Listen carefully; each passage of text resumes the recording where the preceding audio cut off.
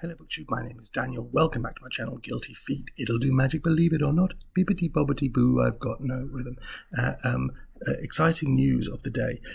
I found out today, for the first time, that my company enables me to get free subscription to the New York Times and the Washington Post. I wish I'd known about this a while ago, but it means I will be able to add to the arts coverage I usually read in the British press, that I'll be able to get all the arts pages of the New York Times, which often I'm directed towards through a link from somewhere, and it was behind a paywall. And it turns out all I had to do was log in with my company email address, and I have full access. So that's kind of exciting. Not for you, for me. I'm going to talk about what I read this week. It started really well. In the last dying embers of Victober, I read my first Victorian novel of the month of October, and it was this Penguin Classics edition, which includes Cranford by Elizabeth Gaskell and then Cousin Phyllis. So Cranford is a novel about around 200 pages or less than 200 pages, and Cousin Phyllis more of a novella, two separate works that Penguin Classics bundled together in this book. I said that I read. The only other thing of Elizabeth Gaskell I ever read was her biography of Charlotte Bronte, which I read many, many years ago. And for some reason, of all the Victorian novelists, I just never read Elizabeth Gaskell further. This is a great place to start because Cranford is so accessible and it's light. You don't always want to dive in with a new Victorian that you never read before with a 600-page book. That's why I always tell people with Trollope start with The Warden, the first of the Barsetshire Chronicles, because it's a delight. And then, when you decide that you like what he's putting out there, you can read 900 pages of something else. Anyway, Cranford, I want to deal with these separately because they're two different works, tonally very different. Each of them a marvel in their own right. But let's start first of all with Cranford. Cranford is on the surface, a very sort of lightweight story of this village somewhere in the north of England, certainly not a major city.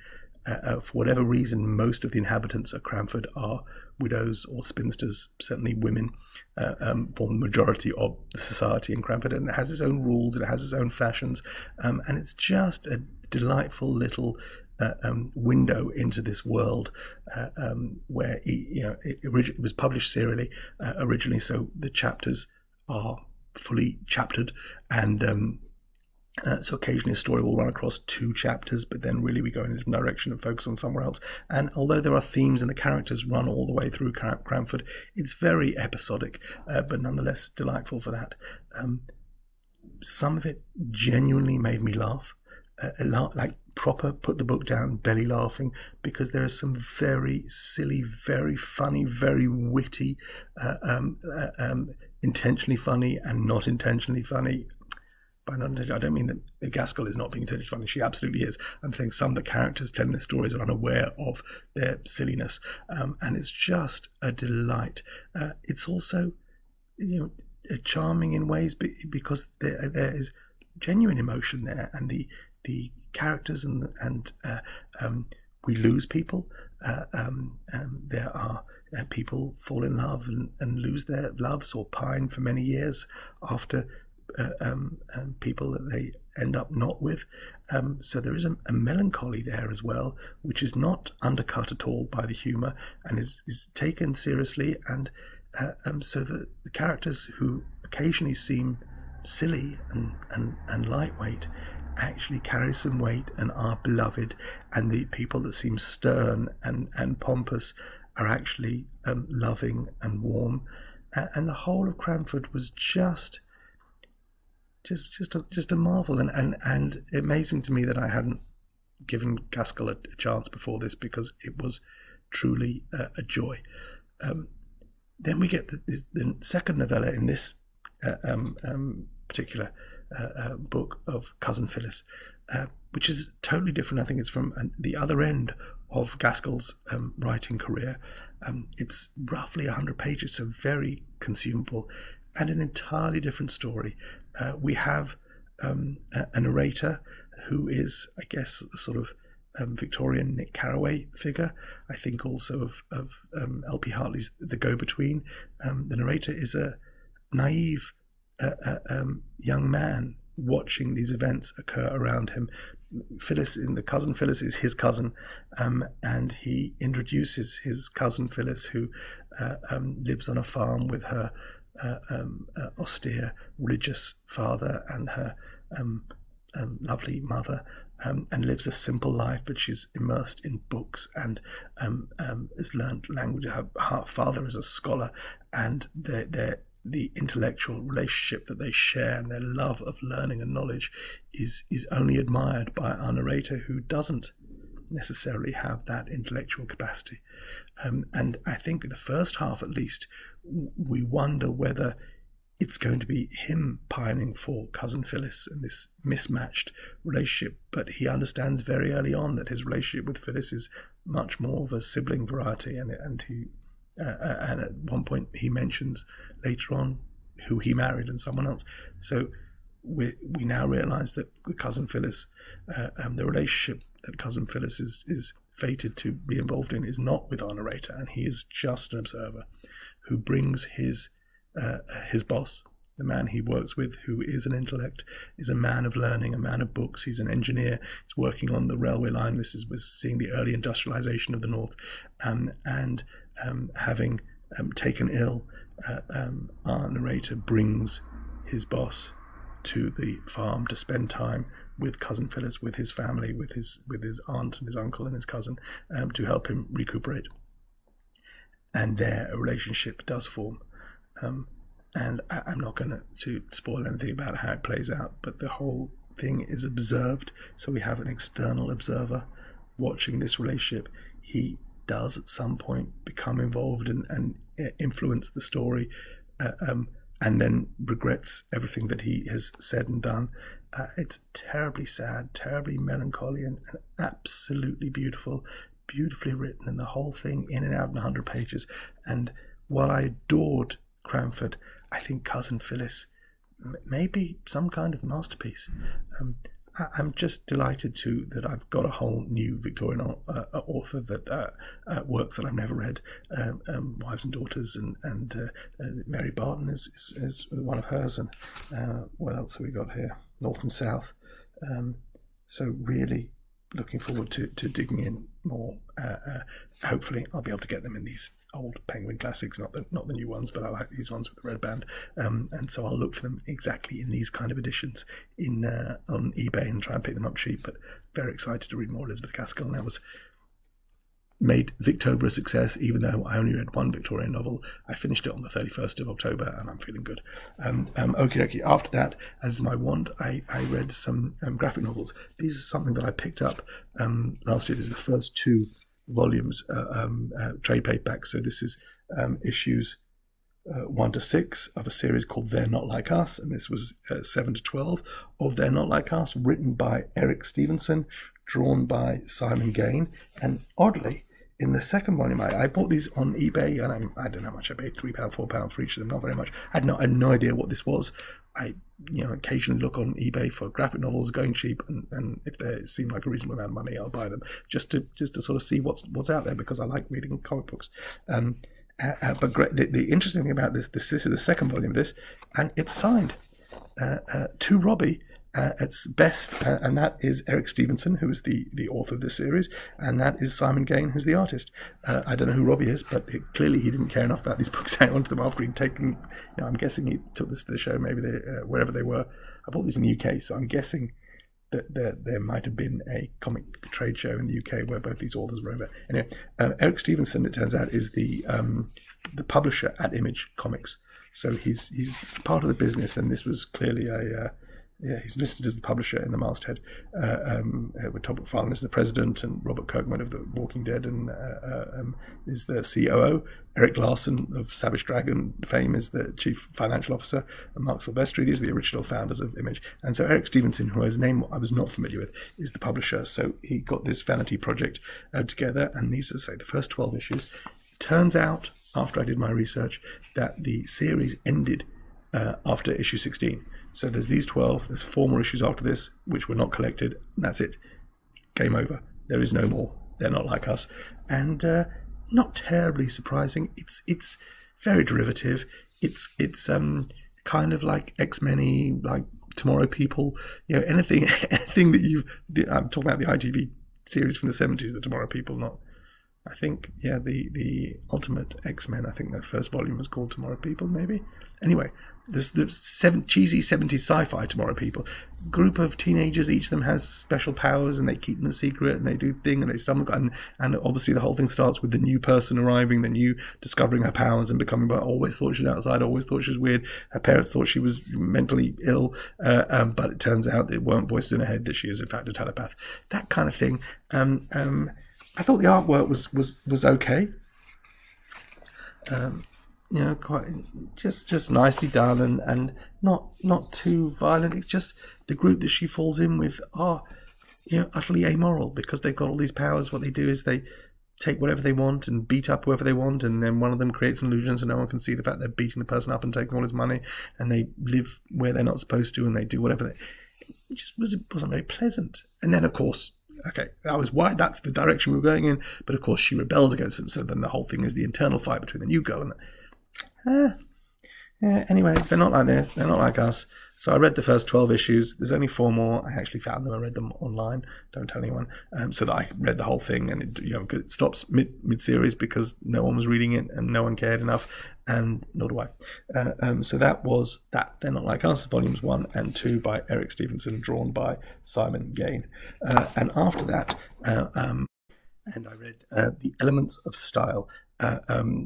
Usually are sometimes referred to as Strunk and White. The Elements of Style was first published by William Strunk Jr. in 1918, and then revised in the late 50s, I think, by E.B. White, who was working for the New Yorker at the time, who took this original style guide from William Strunk and added to it and adapted it and changed it and added some rules. A.B. White, famously the author of Charlotte's Web, which I think may have been the very first book I ever read in school when I was 7 years old, and he wrote Stuart Little, and famously he is the White in Strunk and White. Now, I specifically, I like a style guide occasionally, and I would love to get my hands on the latest Chicago Manual of Style, which I've used before professionally, but never got to steal the copy that I had when I left that job. And I had to get a copy, but occasionally I've read stuff on books about words, like professional books that people who actually write professionally use. I don't mind dipping in if they're a good read. So I'd want to get my hands on Strunk and White's The Elements of Style for a while, and then I specifically want to get this edition. The reason I want to get this edition is because this edition is illustrated. And now I thought that the edition I bought, I thought was without dust cover. In fact, this was published as a naked hardback. The paperback has a picture on the front, and the reason I chose this illustrated edition is because the illustrations are by Mayra Kalman, and they're full all the way through this book.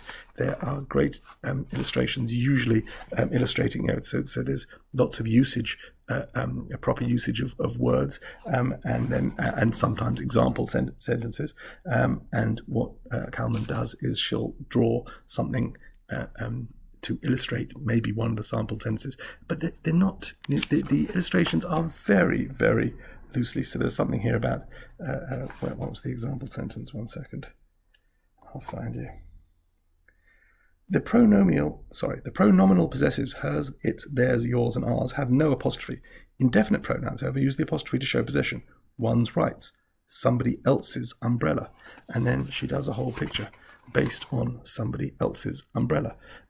So they're just beautifully whimsical, lavishly illustrated all through the book. And the reason I wanted this edition with Mayra Kalman's illustrations is because I heard Mayra Kalman speak. She was at the Jerusalem Writers' Festival a couple of years ago in conversation with I've got all his books, and they're right over there. 1 second.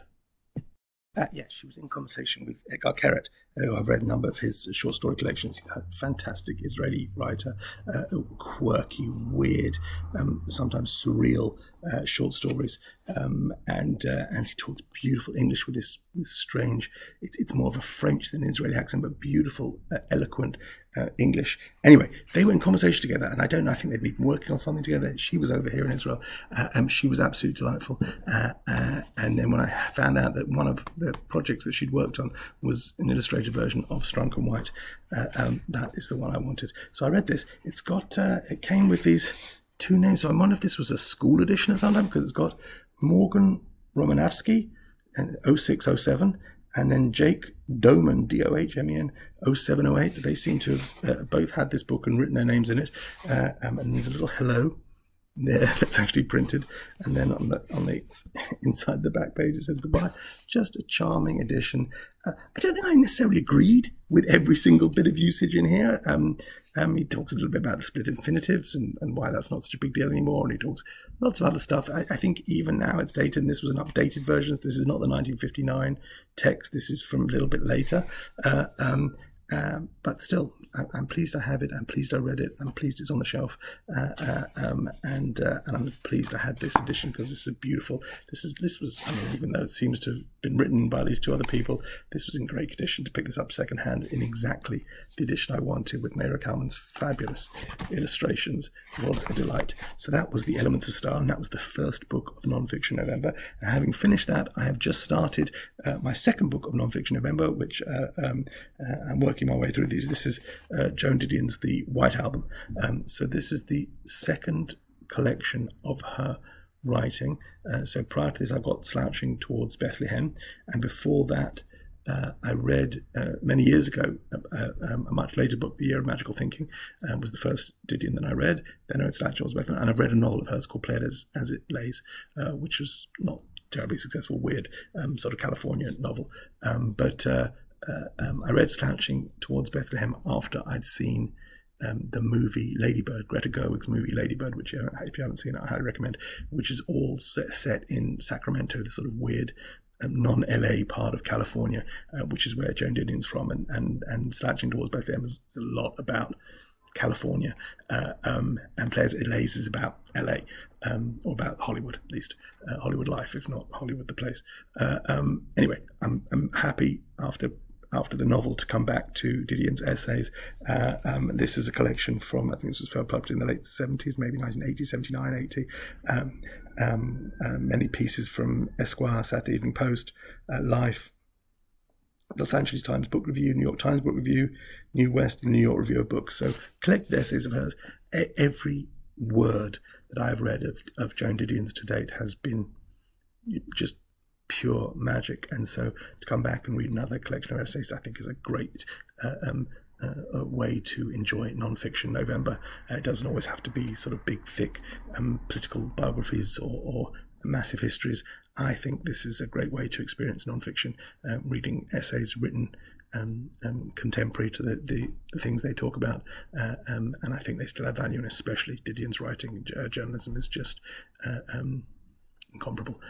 So that's it. This is what I've got next. I'll get through this weekend, and I'll see if I've got if I can do the whole month of just nonfiction. I mean, I don't think so. I don't think I've got Natasha Brown's Assembly is just right. That's 100 pages, so I can fit that in, I guess, between some other stuff. But I'm going to try and go through a lot of my nonfiction this month and see what I've got.